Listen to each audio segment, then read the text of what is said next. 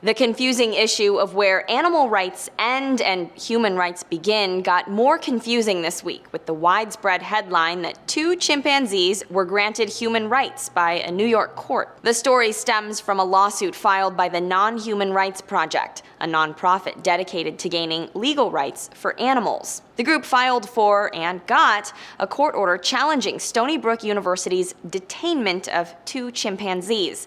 Representatives from the university will have to give the court cause for holding the chimps for medical research at a hearing in May. This is the same group that argued for a chimp named Tommy to be given legal rights last year. Judges denied Tommy a writ of habeas corpus, which is a challenge to one's detention, saying chimps can't have legal rights because they don't have legal responsibilities. The group trumpeted Monday's news as a victory on its website, saying, under the law of New York State, only a legal person may have an order to show cause and writ of habeas corpus issued in his or her behalf.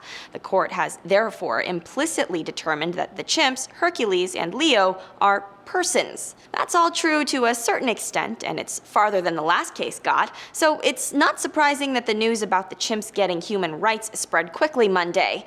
But the situation is, of course, a bit murkier. Other outlets were skeptical. The New York Times characterized the judge's order Monday as largely administrative, and a law professor told the Huffington Post the chimps are being treated for the moment as persons, but the judge could later reverse the decision. The Nonhuman Rights Project walked back its earlier language Tuesday in a cautiously worded update about the legal status of the case. But it's easy to see why the group would be quick to declare victory. Its website makes repeated references to breaking the legal wall separating humans from non-humans. Right now, non-human animals are considered property, and while they have certain, usually very weak protections, they have no more actual rights than a tennis shoe, a car, or a DVD player. The group's immediate goal seems to be getting any court to grant any non-human animal any exclusively human right.